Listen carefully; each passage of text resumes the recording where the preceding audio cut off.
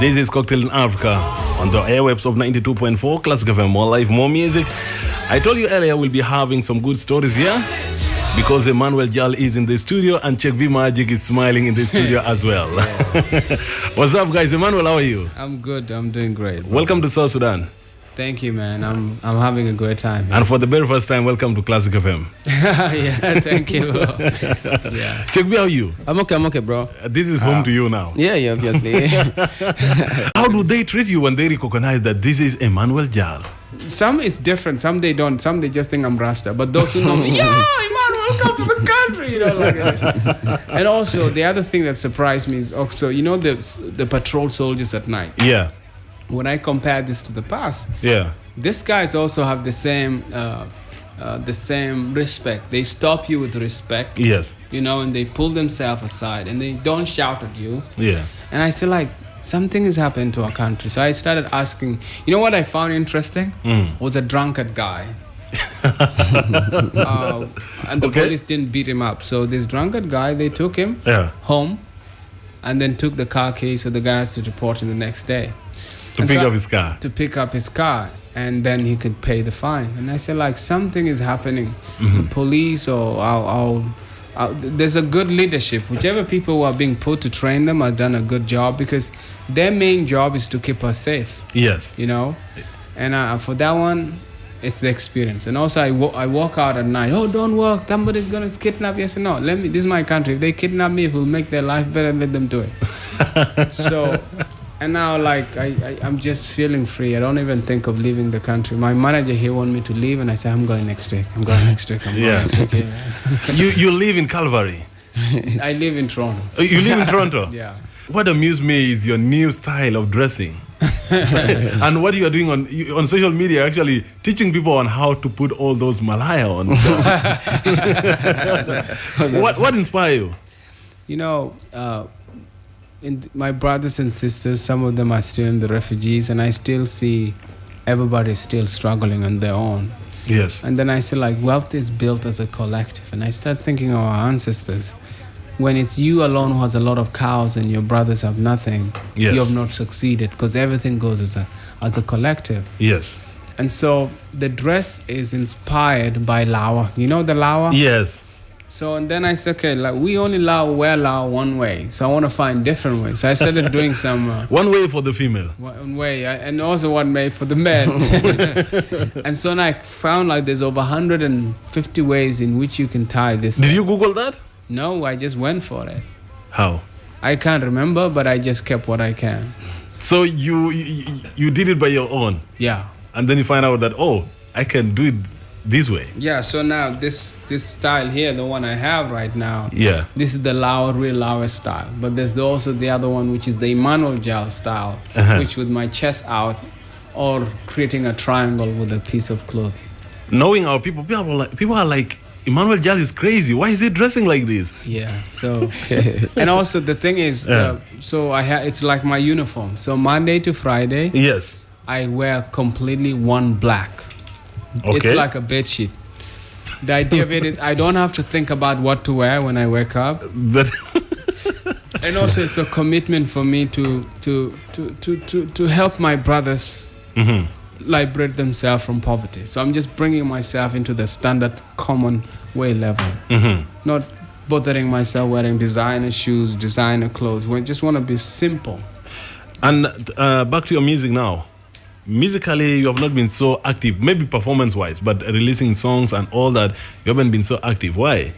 Yeah, I've been releasing music, but mostly probably South Sudan is not picking it. One of the latest single, I have 2 singles out now. There's a song called Jalgo, featuring MC Ghetto and Mo Black, and then DJ Hendrik. Yeah. Then I released a song, Talking to Me. I don't know if you've heard that song. Talking to me. Talking to me, I'm talking to me. Not yet. Maybe you haven't. Then if you haven't heard it, man, you're missing out. Missing out. There are people in Juba, they know this song. They get it on YouTube. Okay. And so, and then now, but check B. So coming to Juba now made it easy. I wanted to come to Juba to shoot the video, but the security issue, we didn't want to come. But Khan made it possible and just proved me wrong that now I'm thinking differently. You're thinking differently about the country now. And so now we're here. We met Check B. We did a song. We're shooting a music video. Yes. And we had a partnership with Twin for Peace. Yes. A company that it's a shoe brand. Uh-huh. One of the idea is they want to rebrand South Sudan, where South Sudan can have a connection with the world. And so they're shooting my music videos and they're putting some money into my pocket so I don't have to hustle as an artist, for a while. Bro, your brand is just making money out of blue in the country. Because outside there you're making money, yes. But in here, most of brands, they don't care who they need to endorse or who need to endorse them. Yeah? But they are now here trusting Emmanuel Jal. Do you think your name gave you that or your influence? It's when you have something that you're doing and you're passionate and you consist and there's an impact, people will come and support you and want to be with you. Look like Check B does his music. Check B pulled me to look for him. He didn't look for me. Yes. But his greatness pulled me to collaborate with him. Okay. And are you looking to do some other collaboration within the country? Definitely. In fact, I'm thinking of probably building a studio here. Oh. Let me just ask you, how many, or let me just say, which South Sudan music are you listening to now? At the moment? Yes. There's a lot of them out there. I want to know. I can't remember the name, but there's some that I Any hit song that is in your mind or any song that you feel like is so good that you're listening to? There's one I was listening by a South Sudanese based in Australia. And like refugees crossing the border. It's a female girl who's singing it. I can't remember her name, but I like watching it. Yeah. So they shot their video in Uganda. I don't know if you know it. This must be, who is this, Achai or who? Maybe it's Achai. She's based in Australia. Yes. And they shot a video and they're like in a car and then they're driving. There's a bunch of people inside just happy crossing. Yeah, that is Achai. Yeah, I would say that was amazing, yeah. Yes. Our music is now trying to fight other music in the country and trying to build its own basement, say that it can be strong commercially. Yeah. Do you think people like Check B Magic, people can believe and invest in them? Because Definitely. now it's very hard to get anyone that is investing in the music. People are investing maybe in their relatives. Look at what Nigerians have done. Yes. One person has inspired me. There's this man who played for NBA. His name is Jordan. He plays for Atlanta right now. And we were having a conversation when I was in Ohio. We were having dinner and he told me he liked to support people from his hometown. Like the local designers, anyone was a shoe. So if you look at everything that he's wearing, it was done by young coming artists or young designers. And I asked him, why are you doing that? And he said, who do you think is going to make them grow? So if we support them, I can go and buy a big brand right now, and that big brand, they're just going to get richer and richer and richer, but they don't care about the neighborhood. But if we develop the talent here and give them time and energy, then 5 years later, they're different. And so what I would say is, for our musician to be strong, the radio station has to play a big part. I mean, most of the radio stations, at least you should play 60% content from the local. Yeah. Because that way you get our people to love our own. And if we play most music that is not ours, then we're getting colonized by those invaders with their culture. And then we start wanting to look like them. Also, you are an actor. Yeah. The first movie, just to be very honest, there's a time you performed in Nairobi in I think earlier 2007, 2008 there. Yeah. When Stronger just came out. Yeah. All South Sudanese were so proud. Yeah. This was our ringtone all over. I have no idea that they went for this song. Yeah. This was the ringtone all over. People put your picture as actually their phone's wallpapers because they knew now we have a star that is our own. And then there's this movie, Good Lie. Yeah. Bro, Good Lie came and changed the game of South Sudanese perspective about movies and the life of the refugees' children. Themselves. Now I'm 41 now, so I have to start thinking retirement, so that when I'm 60, I can just lie down and my money can work for me, and then I can just engage and volunteer and help build our nation. You can still act as a grandfather. Yeah. Telling people, can you get me the water, go to the shop. Yeah. Yes. So you are not so much into the films, you just want to do music now. It's everything requires energy. So you just have to decide, what am I going to give my energy right now? Yeah. So when you do too many things, you just spread yourself too thin. You grew up in Kakuma, and there are times you used to go back mostly to Kakuma. When you come to Africa, you have to go to Kakuma. So mostly, I would say I'm one of the lucky ones. Okay. I did not stay that much in Kakuma because I was smuggled into Nairobi, so that's where I was staying. You know, when I was brought to Kenya, I was smuggled straight to Nairobi through a plane by Emma McCune. Yes. The British aid worker, who was married to Dr. Machar, and then later on came to realize I'm actually related. Yeah. Okay. And you actually did a song for her. Yeah, called Emma. Her. Yeah. A song called Emma. What inspired the song?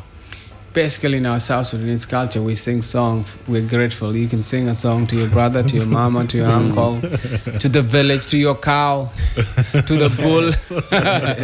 Yeah. Emma changed your life. Definitely, turning point. Yes.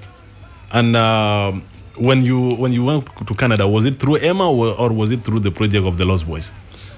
Canada was basically, when I had those threats, when I was bitten here in Juba. In 2012. So I moved. I was actually planning to move and settle here and invest. Yes. Then it wasn't safe for me because at that time probably the mentality of our people was not yet developed. They didn't see things, the bigger picture. Yes. And it wasn't, and then the war broke out, so it just made things worse. So Canada took me in and told me you can move here. Then in 2015, you had a story with the Canadian, let me just say, Canadian Airline.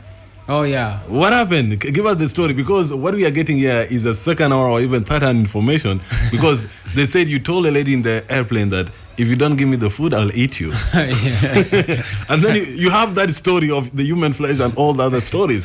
And the lady was kind of traumatized. Well, what was happening is I think probably they ran out of food at that time. Yeah. And I said, look, I'm hungry, and I have a license to eat people. So it was a joke. I was making a joke that she took it really serious. You have a license to eat people, and just start checking, and then start looking for food for me. That was it. Yeah. And I was just joking, but I think she took the joke as it's serious. And then she reported you, and they came with a statement that you were banned for life. No, they didn't do that. That was somebody else. That was somebody else Twitter. Yeah. Like those who report news, they can just always spin as the way to make it a big one. That's the poetic license of the truth. Because people are like, wow, Emmanuel Jal is banned from using Canadian Airline. Did you use that when you were coming? No, it was actually a different airline. Yeah, I still use. It was WestJet. Yeah, WestJet. Yeah, you remember? Yeah. It was WestJet. Yeah. And there are people you inspire across Africa. Let's just be honest. I met Giuliani in I have known Giuliani, but in 2018 we had a conversation, and he told me, "You South Sudanese here, you don't call me for your shows to perform." Then I told him, because you are a big brand, we cannot afford you. He said, I am, whatever I have, whatever that is in me now, is through Emmanuel Jal. If you people can just convince me that, come and perform, even if you don't give me anything, I'll do it for his respect. Where did you meet Giuliani? Well, Giuliani was introduced to Giuliani by DJ Moss. Okay. So DJ Moss came to London and played for me a clip. And I said, who's that? He said, Giuliani. I said, wow, this guy is serious. He said, we have to support him. So we raised some funds and put a team together, flew to Kenya to focus on making Giuliani popular. Yeah. And that's how Giuliani became huge at that time. And you don't even tell people, you don't even say it in your interviews. I haven't heard you talking about it. I've never heard you saying, I brought him up, I did. But to him, after that, he said, whatever I have is Emmanuel Jal. But in South Sudan, you know what I like about South Sudan? Yeah. You give without expecting. And that's the thing. I met several people, hey, you paid for my school fees. What? Yeah. I paid for your school fees. When? You made me complete my university. I can't remember. Oh, we met at this place and I told you about my situation and you checked the money and gave it to me. Yeah. When I look at that, it's in us. When we see something, we go for it.